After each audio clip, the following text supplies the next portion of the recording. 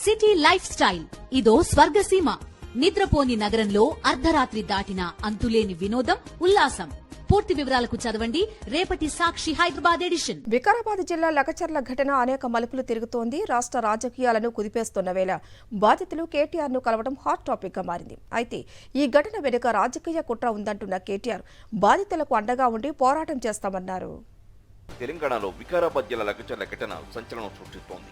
ఈ ఘటన వెనుక పొలిటికల్ కుట్ర ఉందని అనుమానిస్తున్న ప్రభుత్వం లగచర్ల ఇన్సిడెంట్ ను సీరియస్ గా తీసుకుని సమగ్ర దర్యాప్తునకు ఆదేశించింది. లగచర్ల ఘటనలో ఇప్పటికే బీఆర్ఎస్ నేత కొడంగల్ మాజీ ఎమ్మెల్యే పట్నం నరేందర్ రెడ్డిని పోలీసులు అరెస్ట్ చేసి జైలుకు తరలించగా బీఆర్ఎస్ వర్కింగ్ ప్రెసిడెంట్ కేటీఆర్ పేరు కూడా ఈ ఘటనను తెరపైకొచ్చింది. ఈ పరిణామాల నేపథ్యంలో లగచర్ల ఘటన రాష్ట్రంలో ఒక్కసారిగా తీవ్ర చర్చనీయాంశంగా మారింది. ఈ క్రమంలో లగచర్ల గ్రామస్తులు తెలంగాణ భవన్లో కేటీఆర్ ను కలిశారు. వారి సమస్యలను చెప్పుకున్నారు.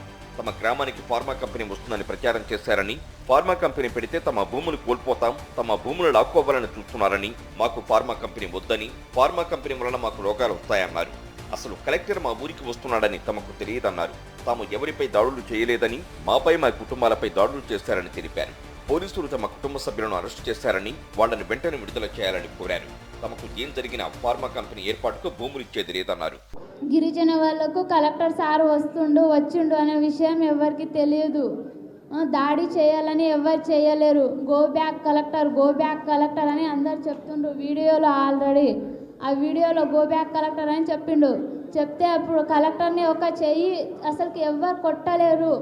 నీకు సురేష్ అన్ననన్నా లేకపోతే నరేందర్ అన్ననన్నా మీరు దాడి చేయండి, సంపండి, గుద్దండి అని చెప్పి ఎవ్వరు చెప్పలేరు మాకు.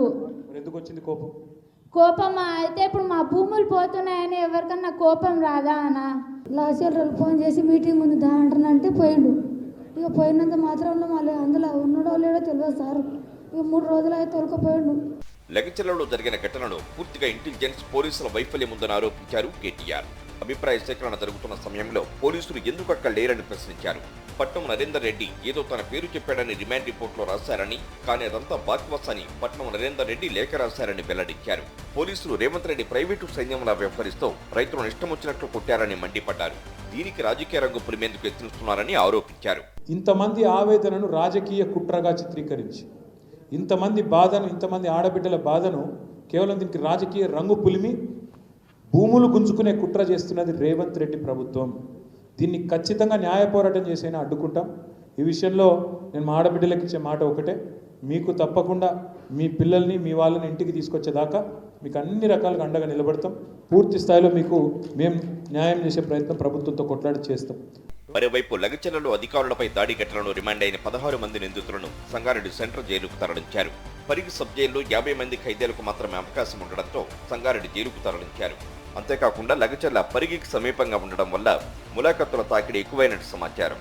అటు ఇదే ఘటనపై ఏడీజీ సమీక్ష నిర్వహించారు. భవిష్యత్తులో ఇలాంటివి జరగకుండా తీసుకోవలసిన జాగ్రత్తలపై అధికారులకు దిశానిర్దేశం చేశారు.